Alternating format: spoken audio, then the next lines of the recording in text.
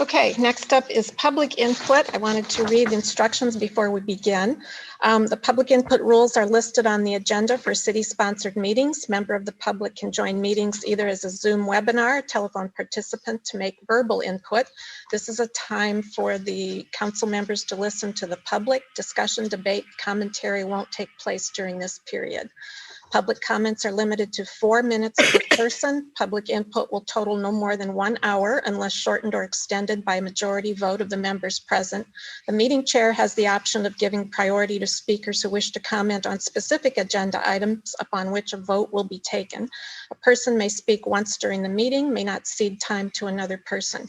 We ask that you address your comments to the public body as a whole to maintain respect for the process, respect for members of the council, city staff, and general public. The meeting chair, a member of the public body, has the authority to call a speaker out of order for using abusive, harassing, threatening, or defamatory remarks. If the speaker refuses to cease the remarks, the meeting chair may mute the speaker's microphone. We'll ask the speaker to send the remainder of their remarks via email for inclusion in the meeting record. The meeting record closes at adjournment of the meeting. Thank you for helping us conduct respectful and productive meetings. If you wish to speak, please raise your hand. I see Reverend Evelyn Underwood.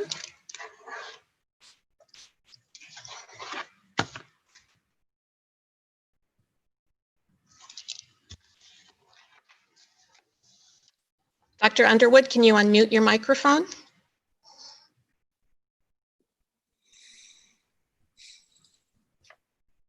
Mute. Good.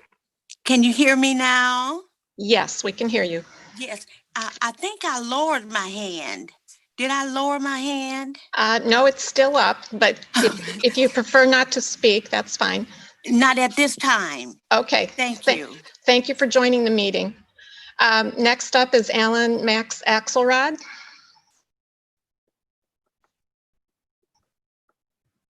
Good evening. Thank you. Can you hear me? Yep. Yes, we can hear you. Much appreciated. Can you put the clock up, please?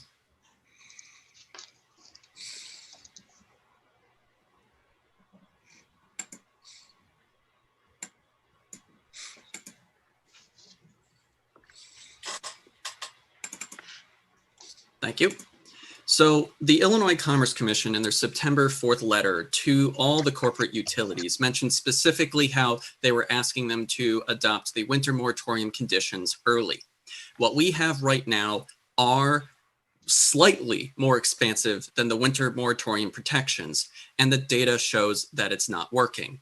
Let me repeat, 6,543 shutoffs from Amaranth in 1 week alone. Over 150 shutoffs in Champaign-Urbana in 1 week alone. The winter requirements, as provided by IllinoisLegalAid.org, lists the following things. You must communicate with the utility at least 6 business days before the scheduled shutoff date. That's actually worse than the voluntary moratorium that we have. Second, they cannot ask you to pay more than 10% of the money as a down payment, and you have 4 months to pay what you owe. That is much more restrictive than the COVID protections. You have to tell the government agencies that you need to apply for LIHEAP and you need to follow through. People in this state are eligible for LIHEAP at twice the count data relative to last year. Amaranth and ComEd alone amount to over 2 million, when last year there were only 900,000 and change eligible households for LIHEAP. And I want to actually just segue because I've mentioned these details before. So I'm just going to play Julie Pride talking to Carol Ammons on the radio. You need to understand that if we don't have a mandatory utility shutoff moratorium, these protections are automatic. These social service agencies and government agencies that are already supposed to be doing this are just overwhelmed. They didn't get any additional staff. You know, they have people in isolation and quarantine. And I'm really concerned. We have to keep people housed because we know that if utilities are shut off, often that means a family is going to temporarily move in with another family. And during a time of COVID, that is not something we want. So the main thing that you have to understand here is that anything less than proactive full measures is setting us up for failure. In control theory, we have this basic concept called lag time. That is to say, when you want to reach a set point, when you want to reach a desired set of conditions, such as protecting your community, you reacting to the circumstances rather than proactively acting to those circumstances will cause catastrophe. We usually refer to it as a system going unstable, by the way. So the main thing that I want to impress upon you tonight is that anything that you were told about the winter moratorium was done so at best out of naivete and at worst in bad faith, in the same strain as Governor J.B. Pritzker's statement in Champaign a little over a week and a half ago, where he said, I don't have the power to issue a moratorium like that. He has the power to issue a moratorium, but by saying like that, he was able to shift the focus of the discussion to specifically apply to a multi-month long moratorium such as the Illinois Commerce Commission does. This is not a time for word games. This is a time to protect our residents. So I want to also read to you a statement that was sent to the Chicago Tribune because there is a rumor going around about heat protections. It is not too early to address the question, this is in regard to the protections, since moratorium heating requirement ordinances have already taken effect. This is in Chicago. The minimum temperatures are generally set by local ordinance, and to determine what the minimum standards are and when the standards apply, you simply have to contact the municipal offices to which you live. Respect your AFSCME staff's labor and give them the right instructions. Thank you. Thank you.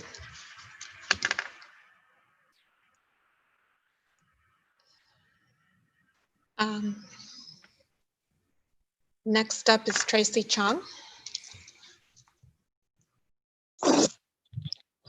Hi, can you hear me? Yes. Hi, I'm Tracy Chung from Urbana. Mayor Marlin, I'm concerned with your poor leadership and decision-making that have resulted in Ward 2 once again being without a representative. You made a wrong decision in appointing Julie Loud to be on City Council. You received multiple letters in support of Christopher Hanson from people who could speak to his passion, involvement, and investment in local government and policing issues, exactly what is needed right now. You received 0 letters of support for Julie Loud. Hanson has demonstrated active engagement in City Council and boards and commissions. Instead, you chose Julie Loud, who, when I suggested Ms. Chung, this is not a time to discuss a past decision like that, and it's not a time to be talking about Ms. Loud, who has stepped down from the council. Now, is there an issue you wish to discuss? I'm talking about your decisions. Then that's not for this night. Listen to We can past have City that Council conversation. Jason Liggett, can you mute the speaker? Thank you. Next up is Christopher Hanson.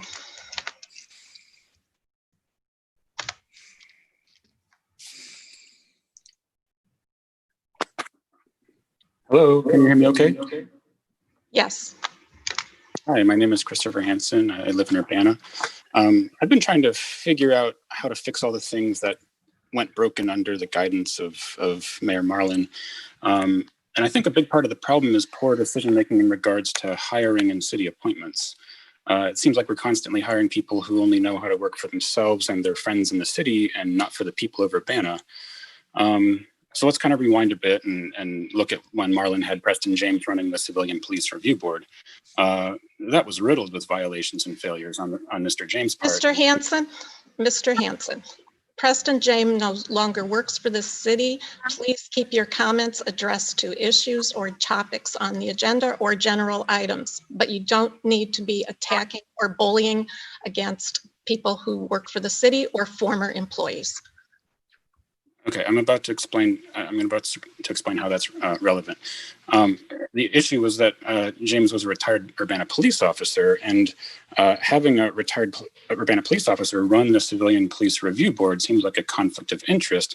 And more to that point, it wasn't just Mr. James who was running the board, it was also Mr. James' wife, Monique James. And so you had a police officer and his wife running our civilian police board, and I wonder if there was a conflict of interest there, and we should maybe be looking at putting more independent staff.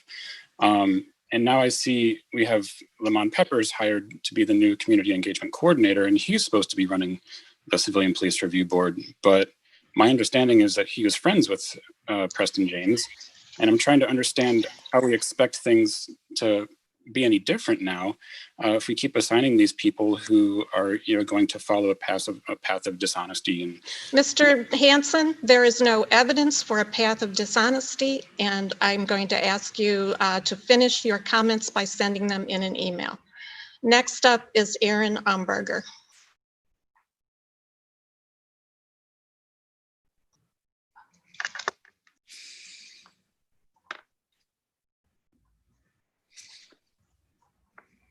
Can you hear me?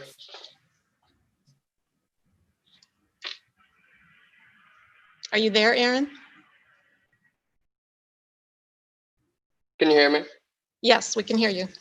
All right, thank you. Hello, my name is Aaron Umbarger. I live in Champaign. As a means to demonstrate how, this is just a little bit more information about Amaranth that I've discovered recently.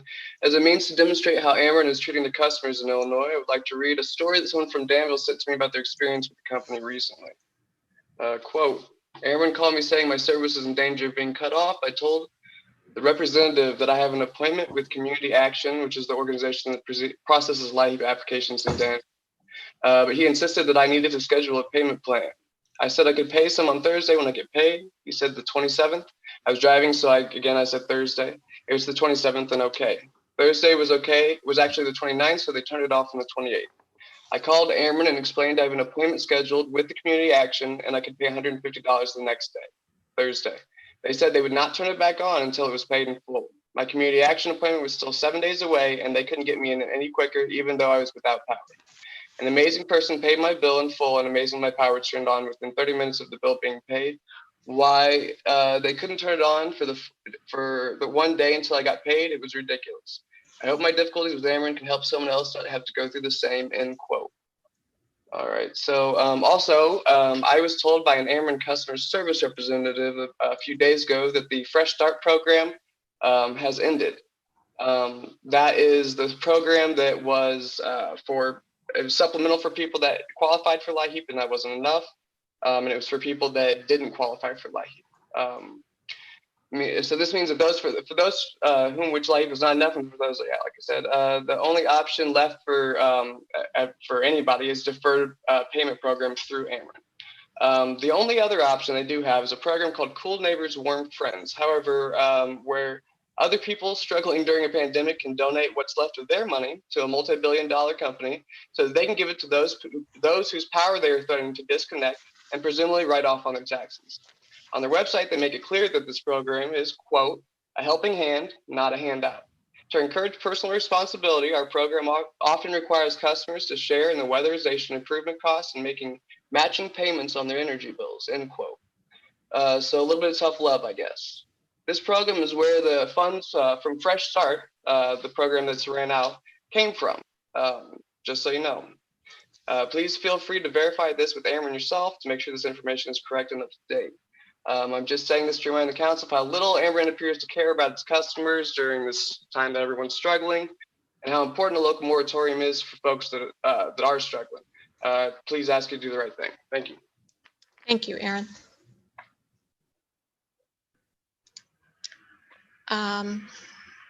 Next up is Bo David Barber. Hi, all. Can you hear me? Yes, we can. All right, thank you. So I wanted to I talked a little bit about this in Cunningham Township, but I wanted to continue talking about Amaranth Shutoffs. So like I said, in Cunningham Township, there was about over 200 disconnect notices in Champaign County, about 100 of them being within the city limits of Urbana. Like I said, we can't really gamble on whether these folks were able to pay their bill or not, because if they get their power disconnected, like Daniel Chenoweth and Julie Pride pointed out from the Champaign-Urbana Public Health District, if they have to then find shelter with somebody else and double or triple up in some household during a pandemic that spreads like wildfire, we have a very, very bad situation on our hands here. And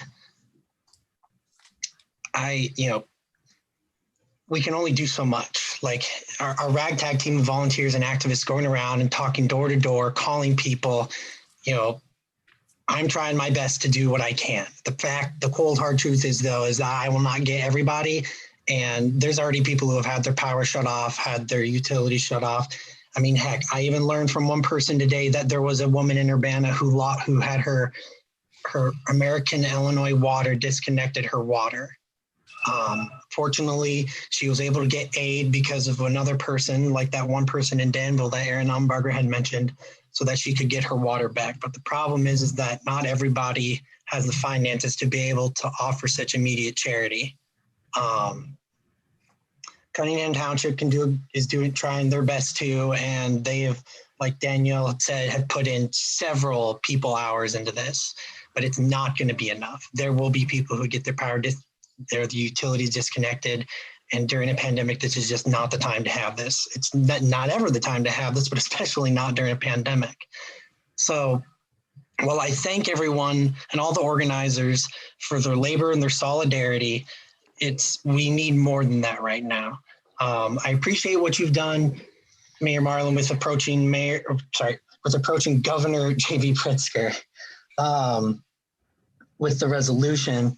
And I continue to ask everyone on council to push him on this, because the more people that we have pushing him on this, the more he will have to listen. And now that we have the mayors of Urbana and Champaign signed on to that one letter that Julie Pride had drafted, that is a very powerful statement coming from one of the most prestigious, I want to say biggest cities downstate of Chicago. That being said, we can't wait on him to try and solve this problem for us. We need him to enact a mandatory moratorium. But the one thing that you can do to help your constituents greatly right now is to include the emergency ordinance that Champaign has in Urbana's emergency ordinance. And that is Champaign's Municipal Code, Chapter 12, Section 39, Part 26, which states that the city government can require the continuation of utility services for those who live in the city of Champaign, but for this one, it can be the city of Urbana. Section 1239, after the declaration of an emergency, the mayor may, in the interest of public safety and welfare, make any or all of the following orders and provide the following direction. And in Part 26, it says require the continuation, termination, disconnection, or suspension of natural gas, electrical power, water, sewer, communications, or other public utilities or infrastructure. So I please ask that you consider adding that in there, and you can take the reins of leadership compared to everyone in this state and really change a lot of people's lives for the better. Thank you. Thank you. Next up is Grace Wilkin.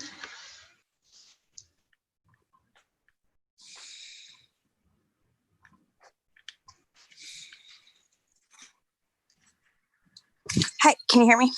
Yes. Okay, thank you. My name is Grace Wilkin. I'm an Urbana resident, and I did want to state some of my feelings initially. I feel more intimidated by the manner of people being shut off than the speaker's tone or comments. I consider not speaking because of the way that the mayor cut off previous speakers, but I will because I think it's important. But just seemed interesting, the irony that it was to make people feel comfortable. Just wanted to state that I don't feel that way. My comments are that I would like to say that I appreciate the work of Danielle and lots of people at the township and many others who are working on addressing issues in our community like homelessness, utility shutoffs, and other really important issues. Unfortunately, many people still slip through the cracks, and we need more investment in these services. Our budgeting our budgeting priorities reflect our values, and I'd like to see more of this in our budgeting and how we can support these things. I'm also wondering if this CURES money, our federal coronavirus relief money, is being used for helping the community or for expanding other things or rearranging our budget. I hope to learn more about this agenda item 5 involving HUD authorizing funds coming in and the mayor having the authority to change the comprehensive plan. I think this plan needs to involve various stakeholders. I don't think I'm understanding this agenda item well, so I'm looking forward to learning more.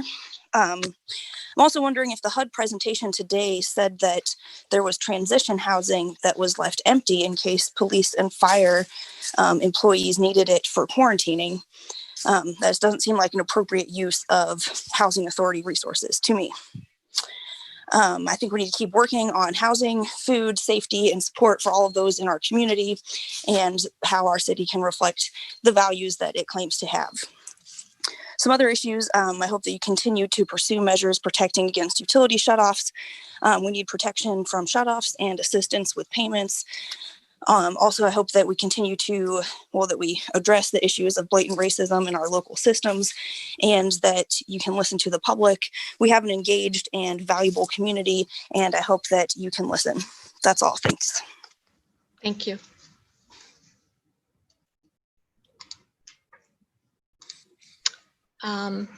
Last speaker is John Kraft. Can you hear me? Yes. Okay. I would thank Grace Wilkin for her comment.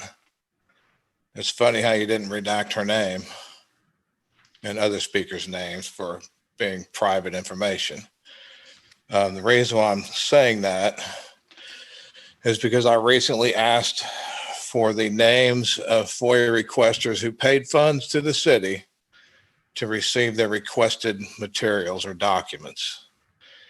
Kurt Borman denied part of the FOIA request, denied the names, saying they were private information exempt under section 71B, which says private information unless disclosure is required by another provision of this act or state or federal law. So let me talk about another provision or state or federal law. The Illinois Constitution, Article 7, Section 1C, says that reports and records of the obligation, receipt, and use of public funds are public records available for inspection by the public according to law. The Local Records Act, Section 3A, reports and records of the obligations, receipt, and use of public funds are public records available for inspection by the public. In the Freedom of Information Act, Section 2.5, Mr. Kurt Borman denied it under Section 71B, but Section 2.5 says all records relating to the obligation, receipt, and use of public funds are public records subject to inspection and copying by the public. And all three of those are required under another provision of the FOIA or a state or federal or court order. And Mayor Marlin, I wish you would do your job and tell Mr. Borman to properly answer that FOIA request. Recently in Hancock County, the judge ruled in our favor when he forced the sheriff to provide the names of people purchasing firearms from the sheriff's sale. Why? Because that is a record pertaining to the receipt of funds to the local government. And the Attorney General, in several opinions, one where a person asked for water bills with names from the village of North Henderson. And the Attorney General said that,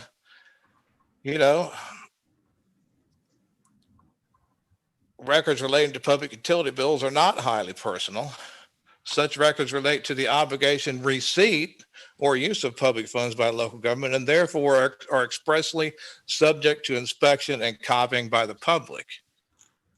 And later on, they talk about whether names are private information, and the AG referred to Lieber versus Board of Trustees of SIU, a Supreme Court case that said names are neither confidential nor unique. To the contrary, names are basic information, and the Supreme Court concluded where the legislature intended to exempt a person's identity from disclosure, it had done so explicitly. Therefore, by excluding names from the definition of private information, the General Assembly clearly did not intend for names to be exempt. So Mayor Marlin, please direct your attorney to provide the names, or you know, we're going to have to take it another step, and I wish I wouldn't have to. Thanks. Thank you. Next up is Lena Walker.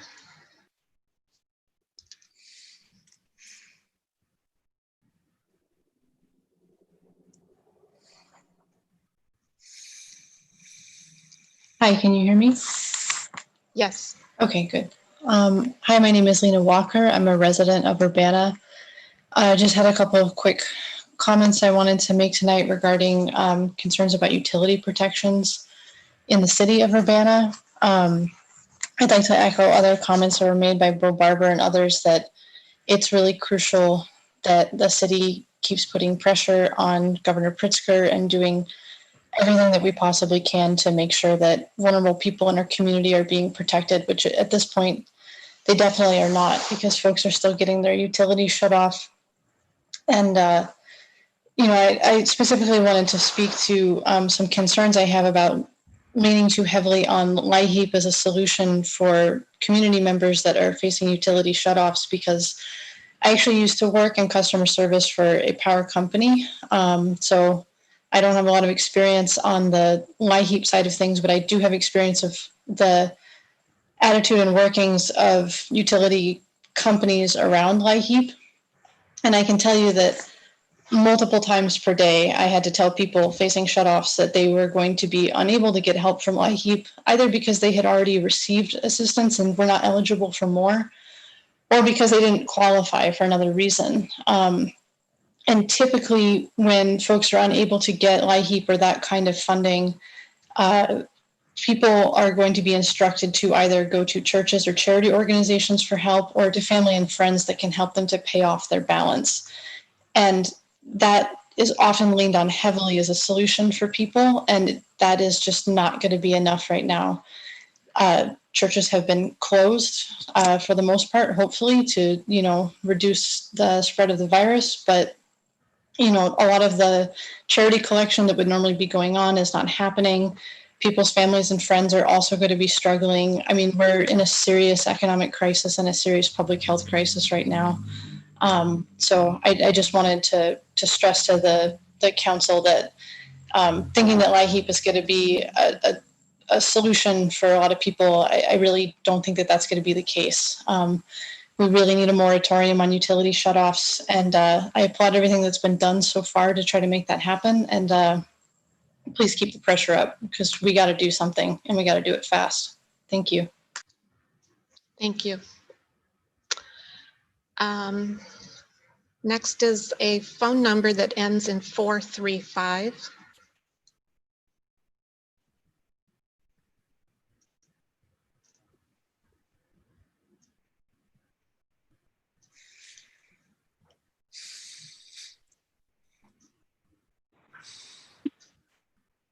Good evening. Can you hear me? It's Eldris Melinda Carr. Yes, we can hear you, Eldris Carr. Good evening, Mayor Marlin and members of the City Council. I'm coming to you as a concerned citizen this evening.